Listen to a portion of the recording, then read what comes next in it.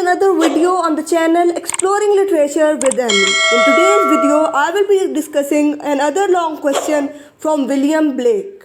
The question is Blake as a romantic, visionary, mystic and religious poet. So let's get started. William Blake का introduction जो है उस पर मैं already एक वीडियो बना चुकी हूँ. विलियम ब्लेक एक पेंटर भी थे, एक पोइट भी थे और इनके बारे में ये भी कहा जाता है दैट ही वाज मैड, और ये कहा जाता है कि इन्होंने बहुत छोटे होते ही अपने जो डेड ब्रदर थे उनकी स्पिरिट को जो है वो ट्री पर बैठे हुए देख लिया था. इन सारी वजूहात की बिना पर इनको जो है वो मैड कहा जाता है. और ये जो है बड़ी प्यारी जो है वो पोइट्री किया करते थे. इनके कुछ जो पोइम्स हैं उनके साथ इन्होंने पोइट्री भी की. फॉर एग्जांपल इनका जो वर्क है पॉइजन ट्री, उसके साथ भी हमें जो है वो पेंटिंग जो है वो मिलती है. तो रोमांटिक पोइट हैं और ये first generation of romantic poet से ब्लेक जो है वो बिलोंग करते हैं. इनके अंदर वो तमाम खसूसियात पाई जाती हैं जो रोमांटिक पोइट्स में मौजूद थी. लव फॉर नेचर, ठीक है, इमेजिनेशन, मेलनचली, मिस्टिसिज्म, ये सब कुछ इनमें जो है वो मौजूद है. अब क्या है कि जो वॉल्टर केल है, WALTER KELEIGH, वॉल्टर केल इनके बारे में कहते हैं in English literature Blake stands outside the regular line of succession. He was a perfect symbol of romantic revival. अब क्या है कि क्योंकि इनके अंदर एक रेबलिस्टिक से थे, ये थोड़ा रेबेलियस थे, तो इस वजह से इनमें जो है हमें ये जो है वो रेगुलर जो लाइन है जिस पे बाकी पोइट्स इनके साथ के जो मौजूद हैं उनसे ये थोड़े से अलग ही जो है हमें नज़र आते हैं. ठीक है. अच्छा, अब वो क्या है कि रोमांटिक रिवाइवल का भी जो हुआ था, रोमांटिक रिवाइवल, उसका भी ये एक परफेक्ट सिंबल है. ठीक है. और रोमांटिक रिवाइवल के टाइम पर जो जो चीज़ें हो रही थी वो सब जो ब्लेक है उनकी पोइट्री में भी हमें नज़र आती हैं. अब जो ब्लेक का रोमांटिसिज्म है वो बेसिकली हमें क्या शो करता है, उनका कंसर्न विद इमेजिनेशन. इमेजिनेशन का क्या मतलब है कि आप अपनी एक ऑन वर्ल्ड में चले जाते हो, वर्ल्ड ऑफ इमेजिनेशन में चले जाते हो. आपका रियल लाइफ से जो है वो कोई ताल्लुक़ नहीं होता, आप तसव्वुरात की दुनिया में होते हो. और वो एक ऑन वर्ल्ड पोइट की अपनी ही एक दुनिया होती है जिसमें वो जाकर चीज़ों को इमेजिन करता है और फिर वो अपनी पोइट्री जो है वो करता है. मिस्टिसिज्म हमें नज़र आता है. Mysticism is something related to God. ठीक है. और मिस्टिसिज्म क्या है कि जब कोई सूफ़ी शायर या सूफियाना शायरी जो होती है वो मिस्टिसिज्म जो है वो कहलाती है और सूफ़ी शायर को मिस्टिक पोइट कहा जाता है. उसके अलावा इंडिविजुअलिज्म हमें इनमें नज़र आता है. इंडिविजुअलिज्म का क्या मतलब है कि ये एक पर्टिकुलर इंडिविजुअल को जो है वो बहुत ज़्यादा इंपॉर्टेंस देते थे. जैसे बाकी रोमांटिक्स में भी हमें ये चीज़ नज़र आती है, क्योंकि रोमांटिक पोइट्री जिस टाइम लिखी जा रही थी उस वक्त क्या था कि आम आदमी को जो है वो इंपॉर्टेंस दी जा रही थी. हर पर्टिकुलर ह्यूमन बीइंग जो है that was important for the romantic poets. और रोमांटिक एरा में हर इंसान जो है वो अहम था. तो इंडिविजुअलिज्म भी जो है हमें इसके अंदर नज़र आता है. Humanism is something related to humanity. हर इंसान जो है वो अहम है. ह्यूमनिज्म हमें नज़र आता है. लव फॉर लिबर्टी जो है हमें आज़ादी के लिए मोहब्बत जो है वो नज़र आती है. और वो कहते हैं कि हर इंसान जो है वो उसका लिबर्टी जो है वो उसका हक है. जिस तरह मैंने आपको पिछले क्वेश्चन में डिस्कस किया था कि अगर लिबर्टी हक है तो फिर वो जो चिमनी स्वीपर है वो फिर अब भी क्यों ठंड में सो रहा है, वो अभी भी लोगों की चिमनीज ही क्यों साफ़ कर रहा है. अगर वो लिबर्टी चाहता है तो वो उसकी लिबर्टी तो यही है कि उससे चिमनीज जो है वो साफ़ ना करवाई जाए, लेकिन वो कर रहा है तो फिर लिबर्टी कहाँ गई. ठीक है. अब नेक्स्ट हमारे पास उसमें क्या चीज़ आती है, आइडियलाइजेशन आती है. ठीक है. आइडियलाइजेशन का मतलब ये है कि उनके पास एक आइडियल वर्ल्ड है जिसके मुताबिक वो चल रहे हैं. और आइडियलाइजेशन किस चीज़ की है, चाइल्डहुड की. चाइल्डहुड को वो आइडियलाइज़ कर रहे हैं. बचपन को उन्होंने जो है वो चाइल्डहुड को जो है आइडियलाइज़ किया है. अपने चाइल्डहुड के जो जॉयज़ हैं, जो बेफिक्रियाँ हैं, जो स्पॉन्टेनियस जॉयज़ हैं, उन सब को उन्होंने अपने सॉन्ग ऑफ इनोसेंस में जो है वो पोर्ट्रे किया है. उसके अलावा जो नेचर है पोस्टोरल सेटिंग की, यानी जो आपकी रिलेटेड टू विलेज वगैरह, विलेज सेटिंग जो है वो सब दिखाई है नेचर से, क्योंकि ज़ाहिर है नेचर पोइट हैं तो नेचर जो है वो ज़्यादा आपको ये विलेज लाइफ में, पोस्टोरल लाइफ में ही मिलती है. तो वहाँ पर हमें जो है ये चीज़ भी ब्लेक की पोइट्री में नज़र आएगी. फिर लिरिसिज्म भी है. लिरिक बड़ी अच्छी लिरिकल सी पोइट्री थी इनकी. उसके अलावा मिथ मेकिंग जो है वो भी हमें इनकी पोइट्री में जो है वो नज़र आती है। और जो बहुत इनकी सबसे ज़्यादा ओपनिंग पोइम है जो कि सॉन्ग्स ऑफ इनोसेंस में मौजूद है, उसमें हमें क्या पता चलता है कि जो ब्लेक के एसेंशियल एलिमेंट्स हैं उनके रोमांटिसिज्म से रिलेटेड, वो हमें जो है वो सॉन्ग्स ऑफ इनोसेंस की ओपनिंग पोइम में जो है वो नज़र आते हैं। ये जो ओपनिंग पोइम है ये डिस्क्राइब क्या करती है, एक विज़न को डिस्क्राइब करती है जिसमें जो है चाइल्ड जो है वो पोइट से कह रहा है कि उसके जो हैप्पी सॉन्ग है उसको वो गाए। ठीक है, तो ये जो चीज़ है ये हमें कहाँ पर नज़र आ रही है इसके सॉन्ग्स ऑफ इनोसेंस में। उसके अलावा जो इसके ये पोइम हैं हाईली इमेजिनेटिव हैं। ठीक है, और ये जो पोइम है ये रिफ़्लेक्ट करती है हैप्पीनेस और इनोसेंस जो कि चाइल्डहुड में मौजूद होती है, मासूमियत और खुशियाँ जो मौजूद होती हैं उन सब को रिप्रेजेंट करती है। और ये जो है पेस्टोरल सेटिंग यानी जो विलेज सेटिंग है उसमें था रूरल साइड को, यानी विलेज लाइफ को, रूरल साइड को, देहाती ज़िंदगी को जो है वो प्रेजेंट करती है। और ये जो है ये वाइल्ड भी है और ये सॉन्ग है किसके बारे में, लैम्प के बारे में। इसी तरह से एक हमें चीज़ जो है वो मिलती है सॉन्ग्स ऑफ एक्सपीरियंस का जो इंट्रोडक्शन है उसमें भी हमें ये पता चलता है कि ये भी विजनरी है, इसके अंदर भी विजनरी क्वालिटी जो है वो पाई जाती है, क्योंकि इसके अंदर जो रेफरेंस है that is with its reference to God and Christ, इसमें जो है हमें वो विजनरी क्वालिटी जो है वो नज़र आती है। ठीक है, और walking among the ancient trees. अब क्या है कि इंडिविजुअलिज्म और एंटीनोमियनिज्म जो है ये दो चीज़ें हैं जो कि एक आपके पास जो है ना रिवॉल्ट जिन्होंने जो लेकर आई थी। ठीक है, और उस वक्त क्या हुआ कि उस वक्त जो लोग थे वो ये डिमांड करते थे कि उनको ज़्यादा से ज़्यादा जो है वो लिबर्टी मिले, उनको फ्रीडम ऑफ एक्सप्रेशन मिले, वो अपनी बात को जो है वो जिस तरह से चाहें, जिस तरीके से चाहें एक्सप्रेस कर सकें, खुलकर अपनी बात जो है वो लोगों के सामने बयान कर सकें। और ये जो पोइट है हमारा ब्लेक, ये जो है ये एक एक्सट्रीम एक्सपोनेंट है इंडिविजुअलिज्म का भी और एंटीनोमिनिज्म का भी। ठीक है, अब क्या है कि इसका हमारे पास जो है आपके पास एक कोटेशन यहाँ पर मैं आपके साथ शेयर करने लगी हूँ, और वो है the hermit's prayer, the widow's tear, alone can free the world from fear. ठीक है, नेक्स्ट हमारे पास क्या है कि जो ब्लेक है उसका जो डॉक्ट्रेन है या जिस पर्टिकुलर फील्ड में या जिस पर्टिकुलर एक सांचे में वो बात कर रहा है उसमें क्या है कि वो वास्ट गॉस्पल ऑफ लिबर्टी लगता है। क्यों? क्योंकि उसमें बहुत ज़्यादा लिबर्टी के हक़ में जो है वो बात की गई है और he was the lover of liberty. ठीक है, और ये जो एक बात है कि जो हमें उसकी डोमेन में, उसकी डॉक्ट्रेन में जो हमें गॉस्पल ऑफ लिबर्टी नज़र आती है, ये एक बहुत इम्पॉर्टेंट एस्पेक्ट है किस चीज़ का, रोमांटिसिज्म का। ठीक है, उसके अलावा जो है उस वो ह्यूमैनिटेरियन भी था। ठीक है, और उसको हम किस तरह से उसके अंदर जो वो ह्यूमनिस्टिक एक एलिमेंट था वो हम किस तरह से देख सकते हैं। उसकी जो पोइम्स हैं एक्सपीरियंस से रिलेटेड, जैसे कि Holi Thursday, little boy lost और अ चिमनी स्वीपर, और अबव ऑल उसकी जो पोइम्स हैं लंदन और यरूशलेम, उनमें भी हमें ये जो चीज़ें हैं, ये सारी चीज़ें, उसकी जो ह्यूमैनिटेरियन उसका एस्पेक्ट है वो हमें इसकी सॉन्ग्स ऑफ एक्सपीरियंस की इन पोइम्स में जो है वो बड़ा वाज़े अंदाज में नज़र आता है। अब जो उसकी पोइम है लंदन, उसमें उसने सोशल इनजस्टिस पर जो है वो अटैक किया है, और लिटिल बॉय लॉस्ट में जो है उसने हमें जो है एक सटायर किया है किस चीज़ पर, रिलीजियस फैंटिसिज्म पर। ठीक है, और जो उसकी पोइम द एंजल है, उसके बाद द सिक रोज़ है, उसके अलावा उसकी poem the garden of love जो है वो बेसिकली एक स्ट्रॉन्ग प्रोटेस्ट है। किस चीज़ के ख़िलाफ़ प्रोटेस्ट है? Against repressed sexuality. ठीक है, repression is something related to आप जिसको दबा रहे हो। ठीक है, तो अब ये क्या है कि रिप्रेस्ड सेक्सुअलिटी के अगेंस्ट ये जो है एक प्रोटेस्ट है। ठीक है, उसके बाद ब्लेक जो है वो एक फर्स्ट मिस्टिकल राइटर था 18th सेंचुरी का। जैसे मैंने आपको बताया कि हम मिस्टिक पोइट के तौर पर भी इसको डिस्कस करेंगे।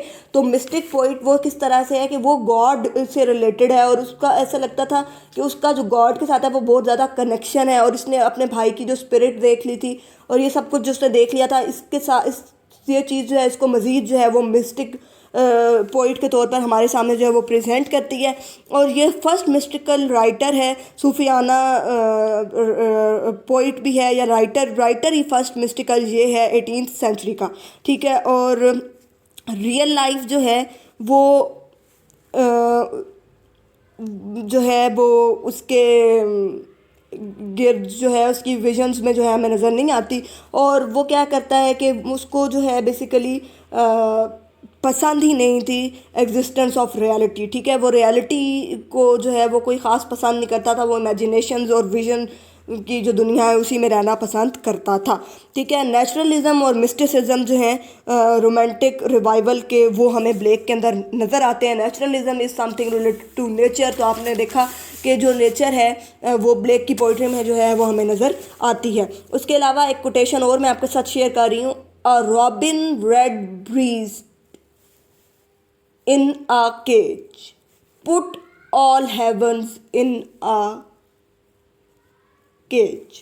ठीक है, अब मिस्टिसिज्म जो है वो बेसिकली होता क्या है? मिस्टिसिज्म पोइट्री के अंदर जब हमें नज़र आता है तो वो बेसिकली क्या होता है कि उसको हम जो है ब्लेंड कर देते हैं मोस्टली विस्टफुल मेलनचिली के साथ। अब मेलनचिली क्या होता है? मेलनचिली इज समथिंग रिलेटेड टू आपकी जो है डिप्रेशन से रिलेटेड, और जब आप बड़े डाउन फील कर रहे हो तो कोई भी पोइट, जब मेलनचिली जो है वो एक बहुत डोमिनेंट फीचर है रोमांटिक पोइट्री का, तो मेलनचिली इज समथिंग रिलेटेड कि आपका जब आप डाउन फील कर रहे होते हो तो उस वक्त भी जो पोइट्स होते हैं उन पर जो है वो आमद होती है, तो वो अपनी मेलनचिली के स्टेट में भी पोइम्स जो हैं वो लिखते हैं। ब्लेक ने भी लिखी हैं, लेकिन ब्लेक जो इस मामले में है ना, उसकी जो मिस्टिक अप्रोच है that is not blended with melancholy, वो बेसिकली एक जॉयफुल मिस्टिक है। ठीक है, और वो कहता है कि जो मैन है वो बेसिकली जॉय के लिए जो है वो बना है। ठीक है, अब इसकी एक कोटेशन मैं आपके साथ शेयर करती हूँ, man was made for joy and woe, and when this we rightly know, safely through the world we go. ठीक है, जब हमें ये बात समझ आ जाती है ना, इस कोटेशन में वो ये कह रहा है कि जब हमें ये बात समझ आ जाती है कि इंसान की ज़िंदगी जो है वो जॉय और खुशी और गम का जो है वो मिलाप है, तो जब हमें ये बात समझ आ जाती है तो हम इस दुनिया में बड़े आराम से जो है वो रह सकते हैं। अब क्या है कि ब्लेक जो है वो एक रेबल नहीं था सिर्फ, बल्कि वो एक विजनरी पोइट भी था, और उसके लिए जो है नॉलेज जो है वो इमेजिनेशन से आता था, उसकी विजन से आता था। जब वो चीज़ों को इमेजिन करता था, तसव्वुरात की दुनिया में जाता था, तब उसको जो है वो नॉलेज गेन होता था। और उसके मुताबिक क्या है कि इमेजिनेशन जो है वो डिवाइन फैकल्टी है इन मैन। ठीक है, और रीज़न जो है वो बेसिकली वाइल्ड बीस्ट है। ठीक है, अकॉर्डिंग टू हिम क्या है, ये आप एज अ कोटेशन भी लिख सकते हैं, imagination is the divine faculty in man, reason on the other hand is wild beast। ठीक है, उसके बाद इमेजिनेशन जो है उसको वो लाइट जो है वो समझता था, और इमेजिनेशन को जो है लाइट के तौर पर अंडरस्टैंड करने के लिए एक बंदे को रैशनल होना चाहिए। और ब्लेक की पोइट्री के बारे में कहा जाता है कि अगर आपने ब्लेक की इमेजिनेशन और विजन को समझना है तो आपको अपनी जो रैशनलिज्म है उसको जो है वो साइड पर रखना पड़ेगा, आपको जो है अपनी जो कॉमन सेंस है उस पर जो है वो कॉम्प्रोमाइज़ करना पड़ेगा। ठीक है, और ब्लेक के लिए रीज़न जो है वो कुछ भी नहीं थी, that was nothing for him. और ब्लेक जो है इस बात पर जो है वो बिलीव करता था कि स्पिरिचुअल जो इंटुइशन है उस पर वो बहुत ज़्यादा बिलीव करता था। एक स्पिरिचुअल पोइट था और स्पिरिचुअलिटी बहुत पसंद करता था, ठीक है। और वो ऑब्जर्वेशन, रीज़न और साइंस वगैरह से उसको जो है वो नफ़रत थी, वो उनको पसंद नहीं करता था, ही हेटेड देम, ठीक है।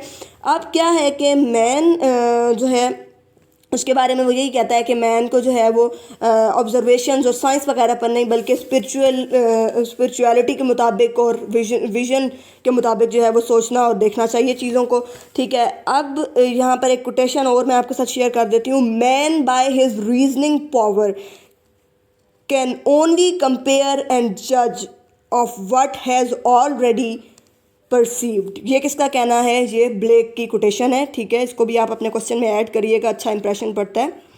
उसके बाद क्या है कि जो भी रोमांटिक पोइट्स हैं वो बेसिकली नेचर पोइट्स भी हैं और उन सब के लिए नेचर जो है वो एक लाइट की तरह है। इस और ब्लेक के लिए भी ऐसा ही है। और इस चीज़ में जो ब्लेक है वो वर्ड्सवर्थ और शैले ब्लेक, वर्ड्सवर्थ और शैले जो हैं वो तीनों इस पेज पर, एक पेज पर जो है वो इस मामले में इकट्ठे खड़े हैं, they are on one page. और अब हम डिस्कस करेंगे ब्लेक एज अ मिस्टिक या रिलीजियस पोइट। मिस्टिक जैसे मैंने आपको पहले बताया is something related to God, ठीक है। सूफियाना शायर जो होता है या सूफी शायर जो होता है उसको बेसिकली मिस्टिक पोइट कहा जाता है।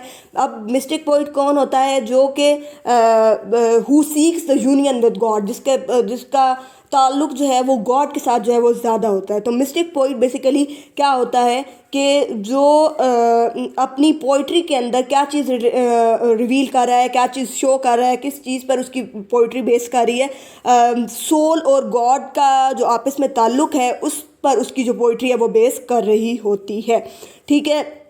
अब क्या है कि he ponders over the purpose of life. उसका मकसद ये होता है कि हम क्यों इस दुनिया में भेजे गए, हम मतलब किसी बिला वजह तो इस दुनिया में नहीं आ गए। अब आम इंसान जो है वो बस ज़िंदगी गुजारेगा, खाएगा, पिएगा, जिएगा, लेकिन जो हमारे पास जो एक विजनरी पोइट है या एक ऐसा इंसान जिसका खुदा के साथ कनेक्शन है, जो थोड़ा स्पिरिचुअली स्ट्रांग है, वो किस तरह से देखेगा?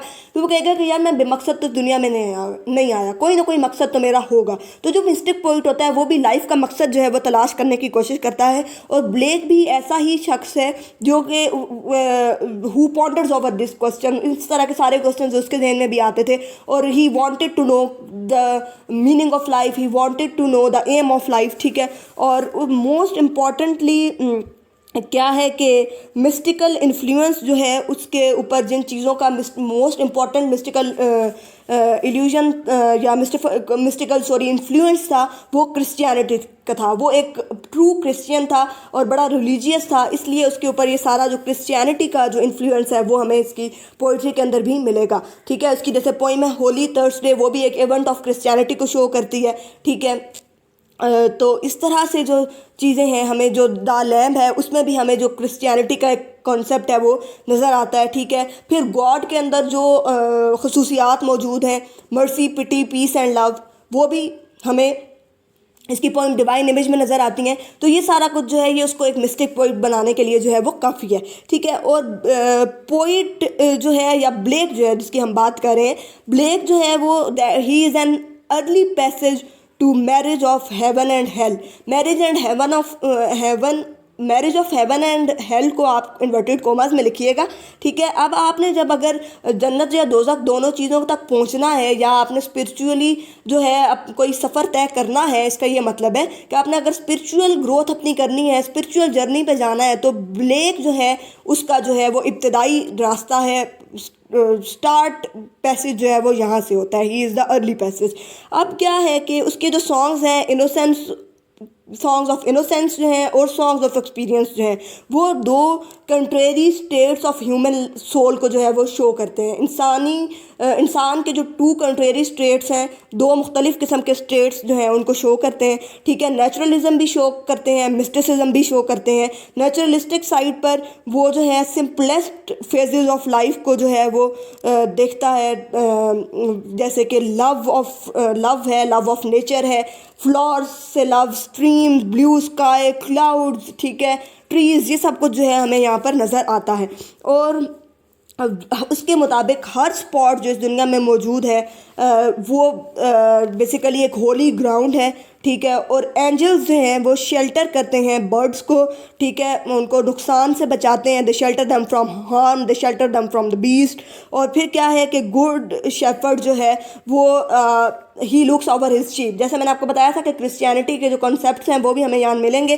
तो देखें कि शेफर्ड और शीप का यहाँ बेसिकली क्या मतलब है। Shepherd is the God and sheep is the humanity, ठीक है, according to the Christian believe, ठीक है। मिस्टिसिज्म जो है वो क्या है कि उसको मोस्टली जो है यूजली हम लोग ब्लेंड करते हैं मिलन चिले के साथ, लेकिन ब्लेक जो है वो एक जॉयफुल मिस्टिक है, जैसे कि मैंने आपको पहले बताया, ठीक है। अब क्या है कि ब्लेक जो है वो जॉयफुल मिस्टिक है, इसलिए वो चीज़ों को इतना ज़्यादा जो है वो डिप्रेसिंग वे में नहीं देखता, लेकिन इसका मतलब ये नहीं है कि वो जो है वो रियल साइड ऑफ लाइफ को नहीं देखता, ठीक है। और वो जो है एक एक्सेप्शन है और वो एक जॉयफुल मिस्टिक है, ठीक है। और उसके लिए जो बेसिकली मॉर्निंग स्टार्स जो हैं वो सिंग करते हैं टुगेदर, और वो क्या कहता है कि there are no mournful regrets in his words, ठीक है। उसके वर्ड्स में हमें कोई मॉर्नफुल यानी जिस तरह सोग वाली और पछतावे वाली चीज़ें जो है हमें वो नज़र नहीं आएंगी,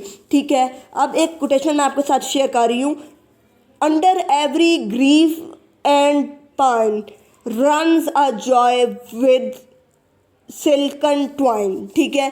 अब उसका जो मिस्टिसिज्म है वो जो है एस्पायरेशन था, लेकिन वो एस्पायरेशन किस चीज़ की था। It was not the aspiration for future, वो फ्यूचर की बात नहीं करता था, वो बेसिकली बात करता है प्रेजेंट की, ठीक है। और वो रियलाइजेशन है, उसका जो मिस्टिसिज्म है वो रियलाइजेशन है प्रेजेंट की, कि इंसान को अपने प्रेजेंट के बारे में जो है वो पता होना चाहिए। वो इमेजिनेटिव वर्ल्ड में जाकर भी अपनी प्रेजेंट के साथ कनेक्टेड रहता था, और प्रेजेंट को जानने ही के लिए वो बेसिकली इमेजिनेशन, विजन और मिस्टिसिज्म का जो है वो सहारा भी लेता था, ठीक है।